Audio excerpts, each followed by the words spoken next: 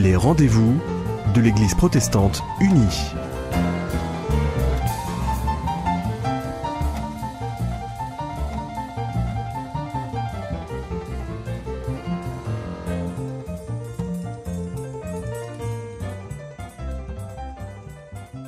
Annick vous dit bonjour et nous accueillons aujourd'hui Mathéus et Mariana. Bonjour Annick. Bonjour Annick. Et vous êtes en stage, on pourrait dire, Oui. à Nantes. Vous arrivez de loin, vous arrivez du Brésil. Oui. Et vous êtes là pour un an, vous repartez bientôt, je crois. Oui, Oui. c'est ça, à la fin d'octobre. On va rentrer au Brésil. Et peut-être pas définitivement. Non. Ouais, non, on ne sait pas.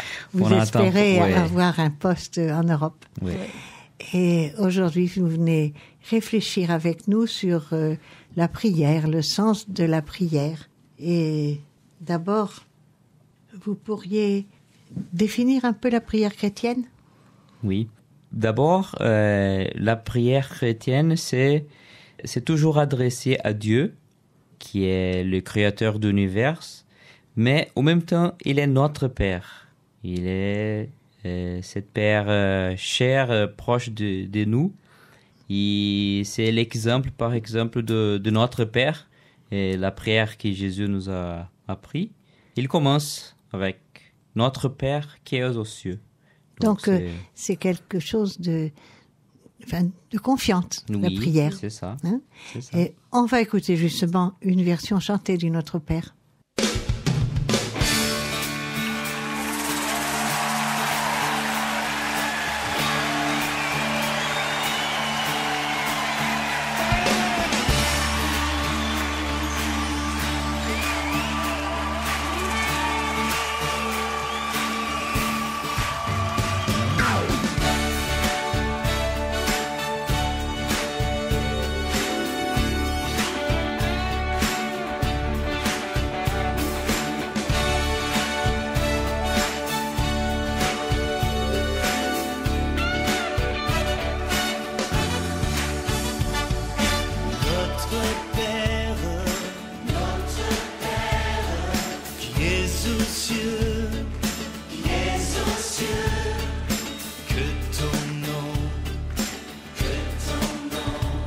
Sois sanctifié,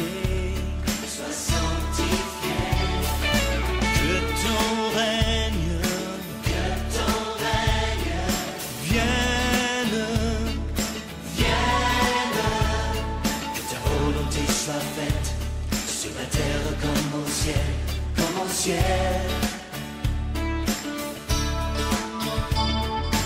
Donne-nous notre pain aujourd'hui et demain. Pardonne-nous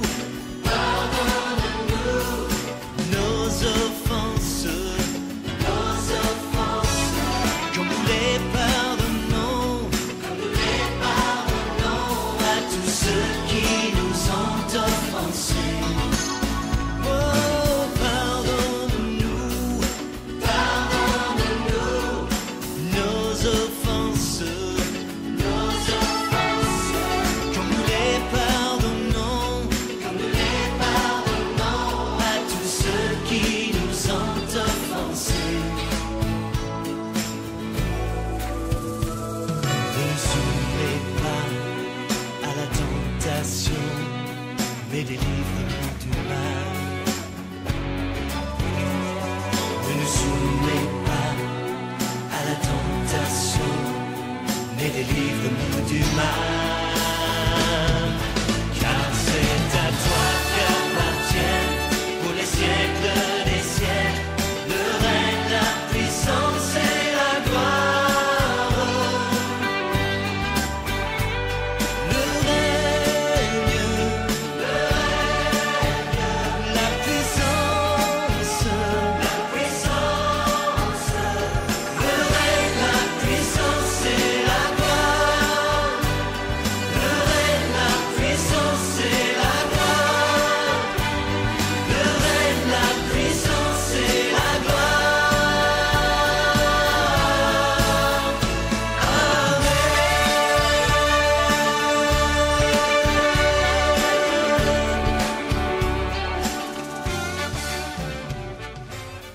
Ce Notre Père chanté par le groupe EXO n'est sans doute pas très habituel pour vous, mais il montre que il peut y avoir une infinité de manières de prier et que Dieu les écoute toutes. Amen. Et comme Dieu est en constante communion entre le Père, le Fils et le Saint-Esprit, il veut être en communion avec nous. Donc la prière est un signe de notre communion avec Dieu. Être chrétien signifie d'entrer dans une relation personnelle avec Dieu. Et pour soutenir et nourrir cette relation, c'est nécessaire un contact personnel avec Dieu par la prière. En fait, c'est l'Esprit Saint qui nous aide à prier, selon Romains chapitre 8 et versets 26 et 27. Et le propre Jésus-Christ prie pour nous devant le Père, selon Romains chapitre 8, verset 34. Et cette prière, elle n'est pas particulière aux chrétiens. Les Juifs, déjà dans l'Ancien Testament, priaient déjà. Et je pense que les plus beaux exemples de prière, ce sont les psaumes. Oui, bien sûr. Ouais. Oui. Et il y avait tous les prières qui sont écrites là-bas. Mais en même temps, il y avait autres prières parmi les autres livres d'Ancien Testament aussi. Là, les chants de Moïse, par exemple, en Exode. Mais donc, c'était une pratique déjà... En fait, la Bible est remplie de prières. Oui, remplie de prières. Les Nouveaux Testaments aussi, bien sûr. Et est-ce qu'on pourrait, discerner plusieurs types de prières? Oui, je pense que quand on prie, on peut parler les différentes choses à Dieu, mais dans notre manière humaine, je pense que c'est plus simple de comprendre. J'ai écrit quelques types de prières. Et par exemple, la prière des demandes, qu'on va demander des choses à Dieu. Et c'est peut-être celle que les gens font le plus spontanément. Oui, c'est ça. Ouais. Et même les non-chrétiens, je crois. Oui, oui. Pendant les temps des crises ou des problèmes, c'est plus Parce que facile. les gens athées ont avoué que quelquefois ils prient. Hein. Aussi. Oui. Mais je pense que leur prière doit surtout être des demandes là. Oui. Oui. Et c'est possible aussi de prier et demander pardon à Dieu pour une reconnaissance qu'il est saint et que nous sommes des pécheurs, par exemple. Et en même temps, une prière de repentance, quand nous acceptons cette position, cette condition qui nous éloigne de Dieu. Condition de pécheur. Des conditions de pécheurs, bien sûr. Et je pense que la prière de repentance et la prière de pardon, c'est indissociable. Oui, bien sûr. Hein? Oui. Ouais. Parce que comment demander pardon si on ne commence pas par se reconnaître Ouais. Comme pécheur, c'est pécheur? ça. Donc, oui. Aussi, on peut prier pour remercier Dieu pour les choses qui se passent de bien avec nous, les choses qu'il nous donne, par exemple. Et D'intercession, prière d'intercession pour les autres. Alors ça, c'est les prières pour les autres, Oui. prières d'intercession. Oui, qu'on va mettre les autres, les causes des autres devant Dieu. Et aussi la prière de louange pour glorifier, pour louer à Dieu, aussi pour remercier à Dieu. pour ce qu'il est, Oui. et pas forcément pour seulement ce qu'il va faire avec nous, ou les choses qu'il va nous donner. Oui. Mais et c'est bon de savoir et de louer à Dieu parce qu'il est saint, il est juste, il est le Dieu tout-puissant, il est le Dieu d'amour.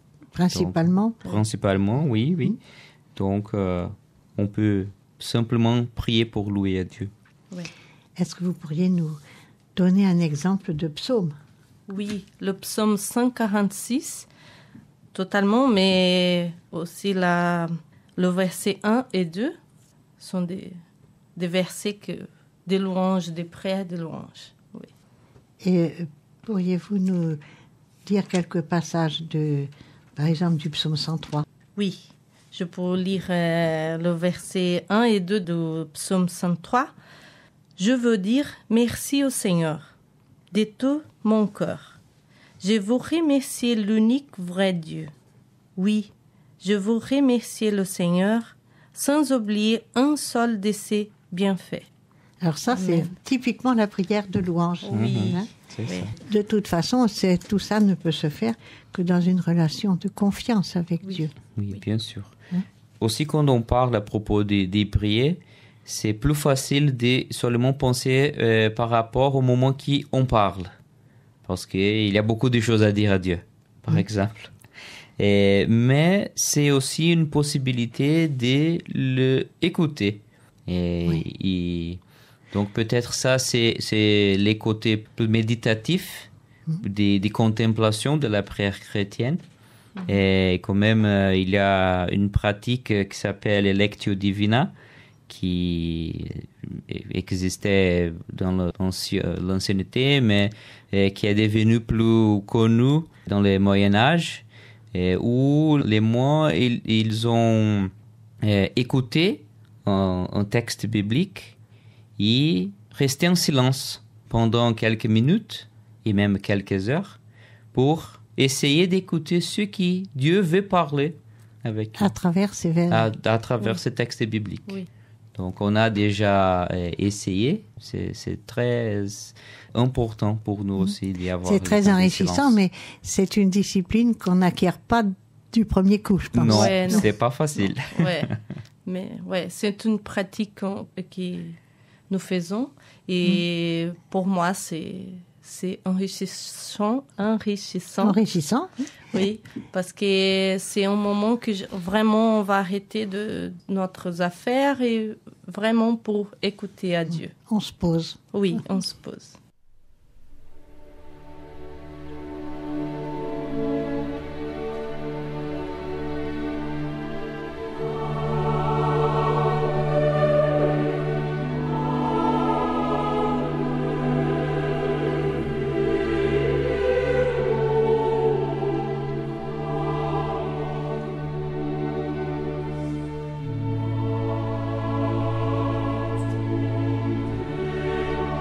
Amen.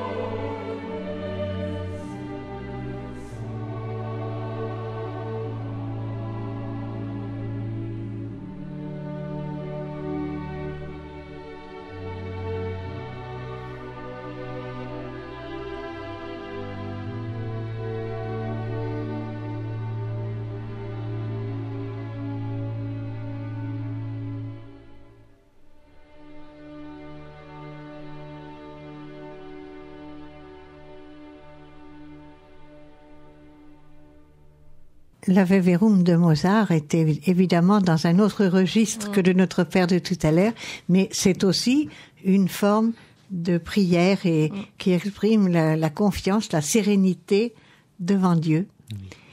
Est-ce que la prière est quelque chose de spontané?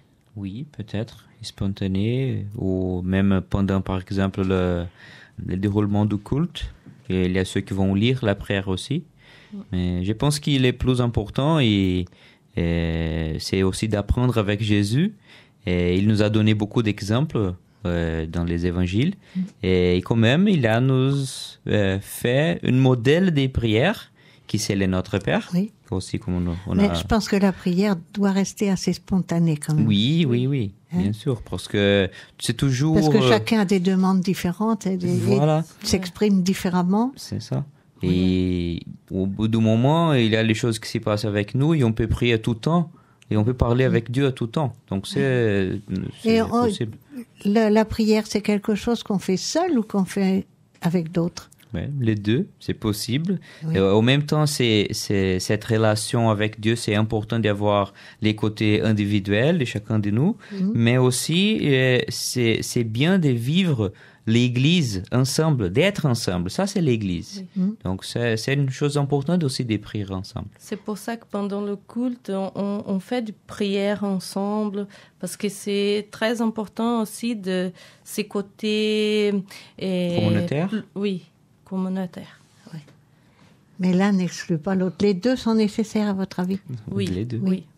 Les deux. Bien sûr. Parce que de toute façon, on n'est pas sur la terre des gens isolés, on est toujours en relation Oui, c'est avec vrai. d'autres. Mais quand on fait une prière d'intercession, on est aussi avec d'autres, Oui, même si on est seul dans sa chambre. Oui, mais, C'est vrai. mais en priant, nous sommes ensemble. Oui. oui, Et on dit que prier, c'est aller vers les autres aussi. oui. Oui, bien sûr. Et est-ce qu'il y a des temps plus propices à la prière ou est-ce que ça peut être n'importe quand? Je pense que n'importe quand, bien N'importe sûr. quand. Oui. Quand nous sommes joyeux, heureux, mais quand même nous sommes tristes. Et voilà, quand il y a des problèmes, mais aussi quand il y a les choses bonnes pour remercier à Dieu. Oui, même Oui. pendant la journée, pendant la soirée, Oui. pendant le week-end. Oui, toujours, je pense que c'est temps de prier. Alors ça, c'est la prière spontanée. Oui. bien sûr. Et je crois que c'est une richesse dans sa vie. On ne peut pas se passer de prier. Non. Non. Je pense que c'est pas possible d'avoir cette relation avec Dieu, par exemple, seulement en ayant au culte. Oui. Donc, mais quand nous sommes seuls dans la rue, par exemple, ou en marchant, on peut parler avec Dieu. Donc, il nous écoute Oui. tout le temps. Tout le temps. Il n'y a pas de temps privilégié. Non. Tout le temps est privilégié pour Dieu. C'est vrai. D'ailleurs, c'est le conseil que donne l'apôtre Paul. Oui, l'apôtre Paul nous a donné un conseil à propos de la prière et c'est ça que Dans la nous avons. première aux Thessaloniciens. Oui, le Oui. premier Thessaloniciens, chapitre 5, versets 16 jusqu'à 18. Rappelez-nous ça pour finir. Oui. Soyez toujours joyeux. Priez sans cesse. Remerciez Dieu en toutes circonstances. Voilà ce que Dieu demande de vous dans votre vie avec Jésus-Christ. Amen. Amen. Au revoir. Au Au revoir. revoir. Maintenant, je vous retrouve avec les nouvelles de la CAT.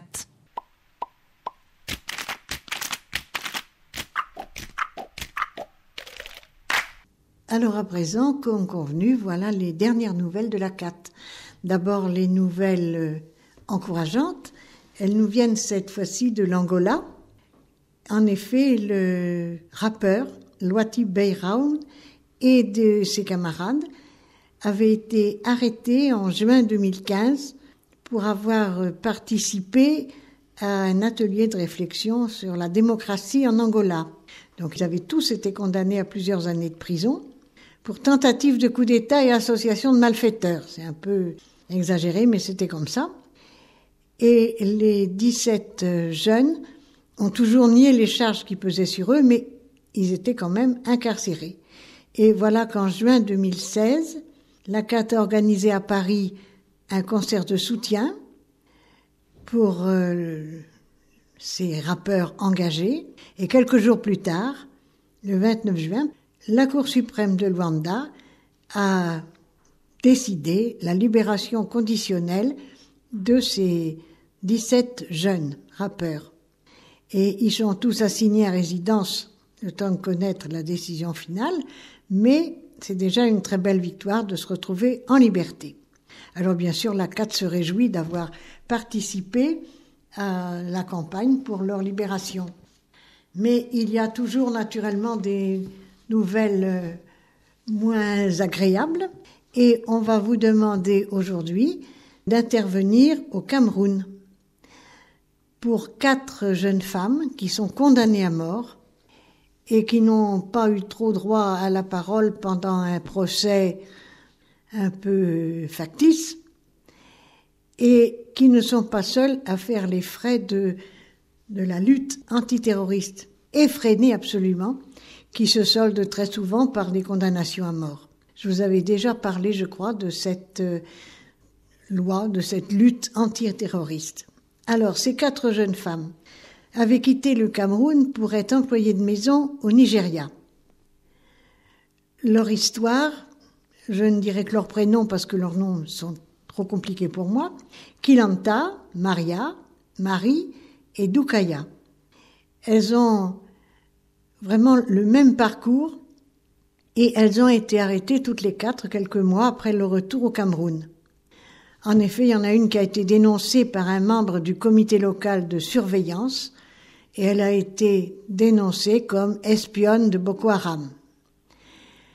Alors, suite à un interrogatoire, les 3 autres ont été à leur tour mises en cause et elles sont alors toutes les 4 accusées d'espionnage, d'immigration clandestine et de complicité avec une bande armée.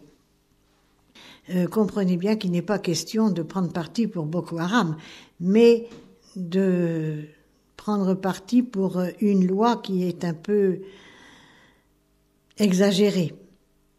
Et le 18 avril 2016, sans aucune preuve matérielle, ces 4 jeunes femmes sont condamnées à mort et il n'y a pas d'appel possible. Ce qui est grave, c'est que leur histoire n'est pas un cas isolé. Depuis juin 2015, pas moins de 100 personnes accusées d'appartenir à Boko Haram ont été condamnées à la peine capitale par des tribunaux militaires qui étaient chargés de juger les terroristes ou leur soutien au Cameroun.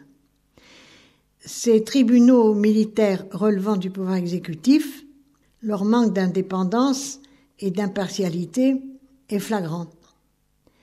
Et les décisions prises dans le cadre de ces affaires ont souvent des répercussions irréversibles, comme l'illustrent les nombreux cas de condamnation à mort. La loi antiterroriste du 23 décembre 2014 est un virage dangereux. Elle a été adoptée pour répondre à la menace grandissante que représentait Boko Haram pour le Cameroun. Malheureusement, cette loi prévoit des sanctions très lourdes et dramatiques, comme la peine de mort, en contradiction avec les engagements du Cameroun sur le plan international. Par ailleurs, la loi donne une définition bien trop large du terrorisme.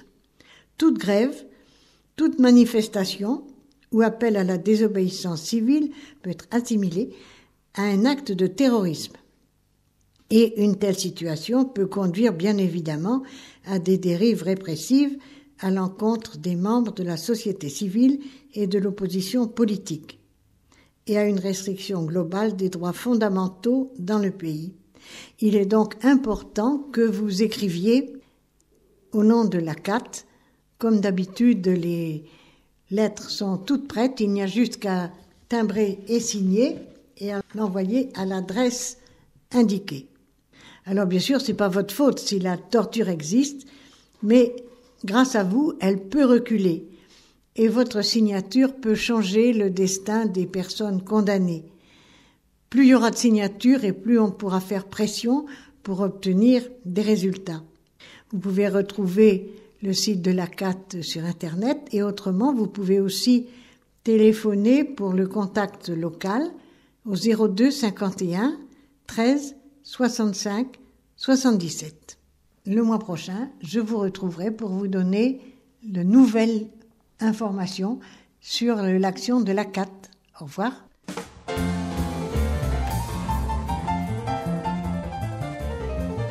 C'était les rendez-vous de l'Église protestante unie.